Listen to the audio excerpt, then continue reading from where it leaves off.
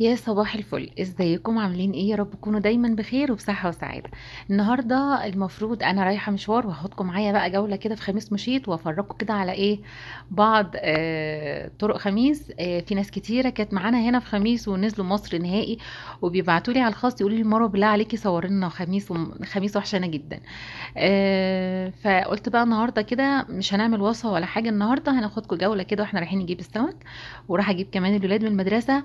كل ده هنشوفه مع بعض دلوقتي. صلي بينا الأول على رسول الله، اللهم صل وسلم وبارك على سيدنا محمد وعلى آله وصحبه وسلم، ونقول بسم الله ونبتدي الفيديو بتاعنا. وما ننساش نعمل لايك للفيديو ونشترك في القناة لو لسه ما اشتركناش، وكومنت لذيذ منكم عشان يحمسني أكتر وأكتر. طبعا الولاد في المدرسة دلوقتي المفروض هم هيخرجوا دلوقتي، فقلت بقى ايه اجيبهم وبعدين نروح نجيب السمك مع بعض. وطبعا قبل ما اخرج روقت الشقة وانا روقت المطبخ، خلصت كل اللي ورايا حتى الرز غسلته. فانا اصلا يعني كنت مخلصه سمك وكده، ما كنتش بجيب كميات زي الاول على اساس ان انا اجيبه فريش وكده. هنا كده بقى بقول لكم ايه، يعني انسه مدام محترمه نازله كده ومتشيكه ومعاها طبق استانلس. طبعا ده لازم، يعني لازم ان احنا ناخد حاجه معانا زي كده عشان طبعا العربيه، عشان ما نتشلوحش كلنا. فلازم ناخد معانا طبق عشان نحط فيه السمك وما يبهدلش العربيه. طبعا انتوا عارفين ميه السمك استحاله لو نزلت في العربيه مصيبه تانية يعني. حتى لو اي حاجه تانية احنا ناس محافظه، احنا ناس محافظه بنخاف جدا. علشان يعني ايه ما يقومش علينا الحد. خلاص احنا بقى خرجت، طبعا بقيت اقول يا رب ما حد يقابلني على السلم وانا نازله بالطبق اللي استلس ده. ولسه طالعه من الاسانسير لقيت واحد في وشي، يعني اخبي ده فين مش عارفه. عملت نفسي مش واخده بالي وكاني شايله شنطه خروج ومفيش اي مشكله خالص. دخلت بقى العربيه وحطيت البتاع. المفروض اساسا الشارع هيبتدي يزدحم دلوقتي لان المدرسه اللي جنبينا خارجه. ف يعني ايه بقيت مستعجله اصلا عشان اخرج قبل الزحمه، لان لو العربيات جت كلها مش هنعرف نطلع من الشارع. اساسا الشارع ده احنا مش بندخل منه، اللي احنا داخلين فيه دلوقتي ده احنا مش بندخل منه كتير، يعني اصلا مش طريقنا. بس احنا ايه، كان المفروض على يعني ايه إن الولاد لسه لهم 10 دقايق على ما يخرجوا، والمدرسه اصلا قريبه مننا، فحاولنا ان احنا نتاخر كده نلف لفه كده على اساس العشر دقايق يخلصوا يعني. وفي الاخر رحت لقيت ابني واقف في الشارع، والله يا حبيبي في الشمس. هتشوفوه دلوقتي وهو واقف وحيد غلبان لوحده. اياد. هنجيب اياد الاول وبعدين نروح نجيب مروان وبعدين نروح نجيب السمك. هي دي الخطة اللي أنا كنت عاملاها، بس إحنا رجعنا تاني. الراية كان فيها عروض حلوة، كان في حاجات ناقصاني وكده، وقلت بالمرة لأن أنا ما عدتش بخرج أصلا أيام دي بقى مذاكرة وامتحانات وكده وصعب إن أنا أخرج. فقلت بقى بالمرة طالما إن أنا خرجت مرة واحدة أشتري بقية الطلبات اللي أنا محتاجاها، وهصور لكم كمان في الراية وهنشوف إحنا اشترينا إيه مع بعض، وهحاول إن أنا أصور لكم بعض العروض بس. يعني أنا ما صورتش الراية كلها ولا حاجة لأن إحنا ابو اياد كان مستعجل عنده شغل وكده وانا كنت بجري اصلا يعني. بس انا قلت بقى طالما جيت لازم اصور لكم كده ايه كام مقطع كده ان شاء الله يعجبكم. وده اياد ابني شايفينه واقف لوحده ازاي في الشمس، يعني عليك يا ابني. واحنا اللي قاعدين نتاخر على اساس ان هو لسه ما خرجش.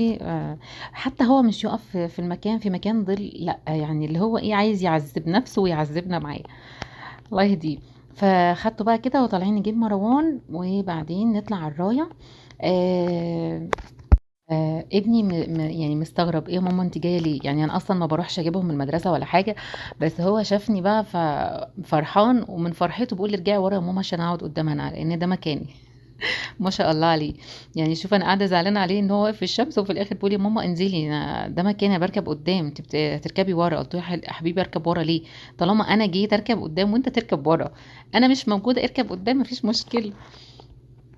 فاما قال لي خلاص خلاص، يعني هو ايه ما اتكسف مني يعني ان انا ان انا بقى اول مره اجي اخده من المدرسه وكده. وده الاستاذ مروان افندي.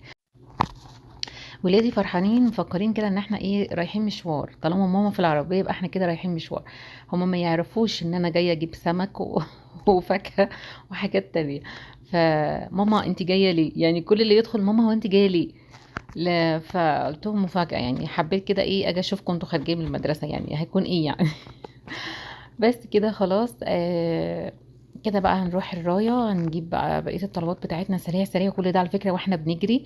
لان ده اصلا مش وقت خروجه ولا اي حاجة، بس انا يعني الجو بصراحة كان في اليوم ده حلو قوي.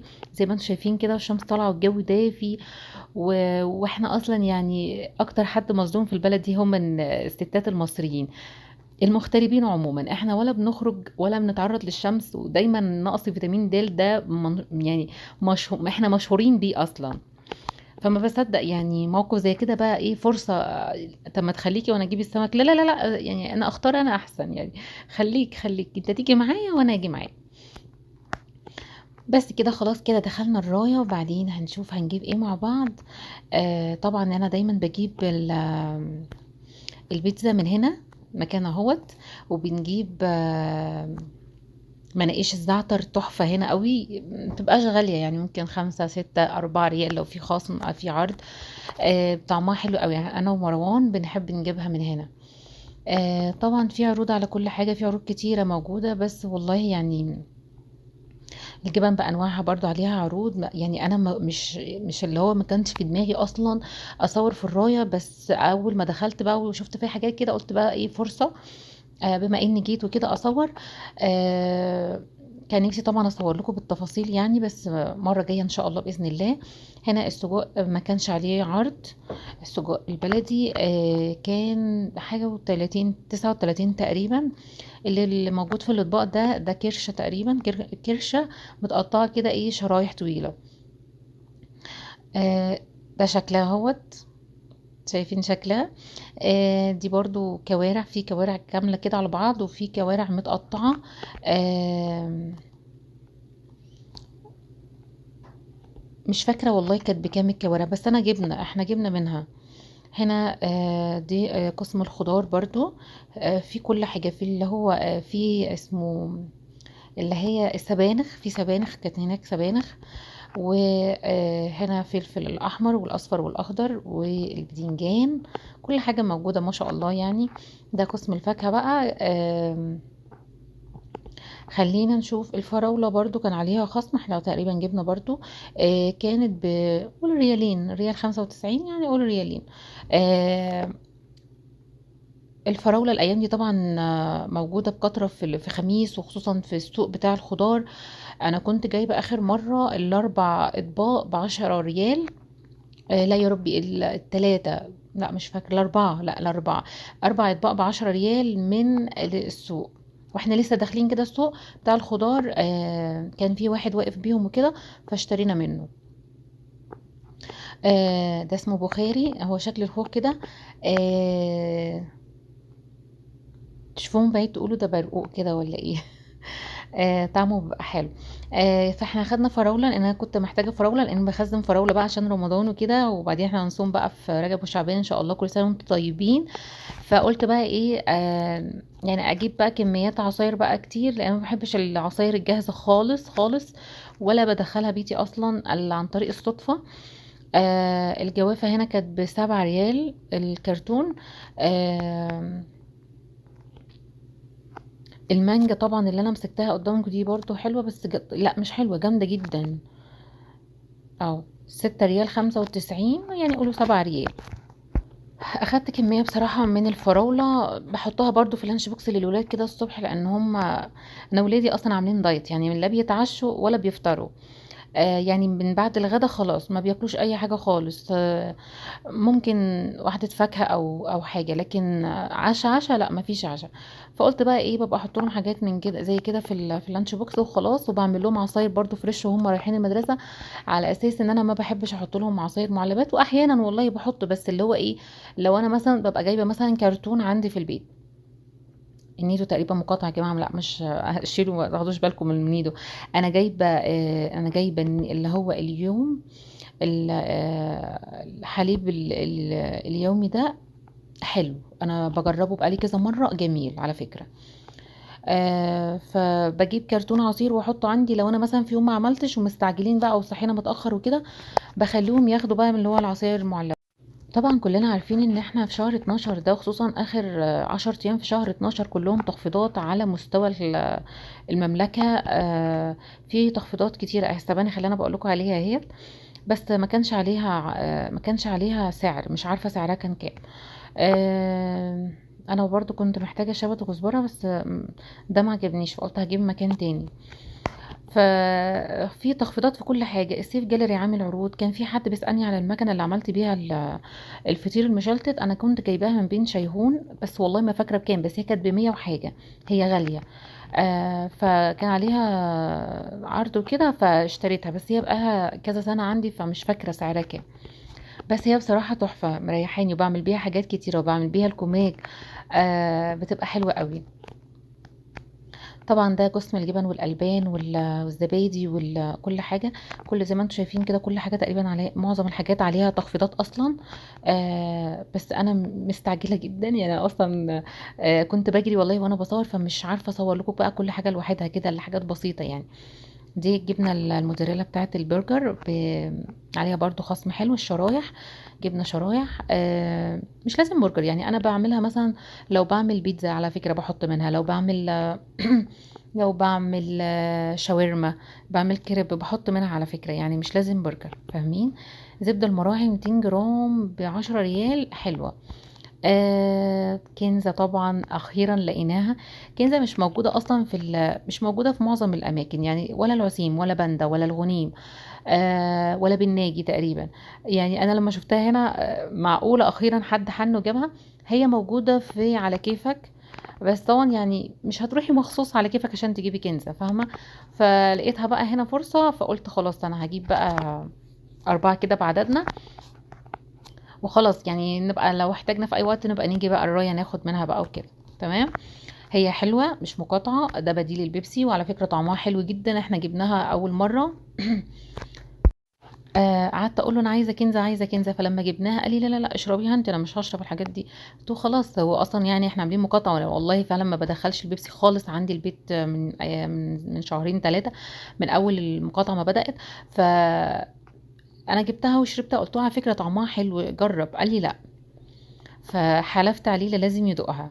فلما شو قال لي صدقني طعمها حلو، قلت له خلاص طب كويس. فبقى ايه، رحنا جبنا تاني بقى. هنا بقى الجاتوهات، كان عايز الولاد كانوا عايزين حاجات من دي، قلت لهم يعني عيب عيب والله عليكم، يعني امكم تبقى شيف كده قد الدنيا، وقاعده اعمل حاجات حلوه على القناه، وانتوا رايحين تشتروا لي تورت وجاتوهات من هنا؟ لا لا لا لا، استحاله. فقلت لهم بقى خلاص ان شاء الله بس نخلص الامتحانات كده بتاعت الاياد، وبعدين ان شاء الله اعمل لكم جاتوه باذن الله. في طبعا على الجاتوه والتورت والملفي عروض حلوة جدا زي ما انتم شايفين كده. احنا كده خلاص بقى حاسبنا ورجعنا بقى رايحين بقى سوق السمك اللي هو في الهميلة. طبعا انا صورت لكم هناك قبل كده كذا مرة، في اول يعني من فترة كده كنت عاملة جولة في محل السمك ده. اعماق البحار، انا دايما اجيب السمك بتاعي بصراحة من اعماق البحار، الناس اللي هي متابعاني من زمان عارفين. بس في كذا واحدة هنا معانا مصريين مصريات، ف هجرب معاهم السمك، هم بيجيبوا سمك مصري. هجرب منهم السمك بتاعهم، واقول لكم رأيي برضو ان شاء الله في فيديو جاي. مش الفيديو الجاي يعني، بس لما اشتري، لان انا متابعاهم دلوقتي بس هو حاليا مفيش عندهم سمك دلوقتي. فاول ما هيجيبوا ان شاء الله هجيب منهم، وبعدين اصوره لكم واجربه و... واقول لكم رايي. هو ان شاء الله هيبقى حلو يعني، انا واثقه في كلامهم يعني، مش عاطيه خوانه يعني. هنا ده اعماق البحر اهوت اللي انا بجيب منه السمك. بصوا انا كنت نازله، بس عربيه السمك اصلا كانت بتنزل السمك واحنا داخلين. ففجاه المحل ازدحم بالرجاله، فما كنتش عارفه ادخل خالص، لان انا كنت تقريبا الست الوحيده اللي موجوده هناك. خلاص احنا جبنا حاجاتنا بقى اهوت ورجعنا البيت. وجبت برضو صمولي من الرايه. آه طبعا انا رميت الفاتوره، نسيت اقول لكم الاسعار. جبنا طبعا يوسفندي، جبنا برتقان. اليوسفندي بتاعهم برضو حلو قوي، طعمه حلو، كنت اشتريته مكان تاني ورميناه للاسف، كان طعمه وحش جدا، ولا طعم ولا اي حاجه فيه. والبرتقان يا بصرة ده تحفه تحفه تحفه، اللي احنا جبناه من رايه، زي بتاع مصر اللي هو الفريش الجميل ده اللي لسه نازل من على الشجر بصراحه. جبنا ايه، دي الكوارع. انا جبتها من الرايه. انا ماليش في الكوارع، بس يعني ايه، بصراحة كان شكلها ابيض كده ونضيفة وحلوة، مش فيها اي حاجة، يا دوبك على الحلة بصراحة، فجبناها. دي كنزة طبعا اللي احنا جبناها مع بعض. آه وكنت محتاجة حليب، الولاد كانوا عايزين كانوا عايزين بشاميل وكده، قلت لهم خلاص بس لما اخرج واجيب لبن وكده حليب ونعمل نعمل بشاميل. ده بقى الاستاذ السمك اللي احنا رحنا جبناه، والطبق الاستانلس اهوت اللي سيحني النهارده. جبنا بوري. انا مبقاش احب البوري بتاعهم بصراحه، بوري الجيزان ده انا ما بحبوش. اولا لازم تفتحي بطنه علشان بيبقى فيه رمل، مهما تغسلي مش هتعرفي توصلي لبطنه، فلازم تفتحي البطن بتاع السمك البوري بالذات وتعمليه سنجاري. وانا لما بعمله سنجاري ما بيبقاش طعمه عاجبنا، لانه اللحم بتاعه بيبقى ناشف قوي، فمش زي البوري بتاعنا كده اللي هو سمين كده، لا ده مش سمين خالص. فانا ما كنتش معاه في محل السمك، وبعدين ابو اياد جاب ده، فقلت له انا مش عايزه بوري، بس هو كان خلاص اشترى وخلص يعني. فخلاص ما فيش مفر يعني، جبته وشويته وخلاص. وفعلا بعد ما شوينا وجينا ناكله لقينا فيه رملة برضو خفيفة كده. فالبولتي كان حلو، كان طعمه جميل، احلى من البوري كتير يعني. انا لو كنت معاه في المحل ما كنتش جبت اصلا البوري. شويت السمك على البوتاجاز زي ما انا معوداكم كده، بعمله على البوتاجاز، وطبعا بقى ايه بخور بقى وحاجات حلوه، والدنيا بتبقى تمام ما تقلقوش. عملت طبعا صينيه كنافه كده سريع سريع، وعملنا طحينه، وعملت رز بالسمنه، وعملنا السلطه، وده الغدا بتاعنا والحلو كمان. وكان عندي طبعا كيس كده فيه كرنب، كرنبايه قطعتها.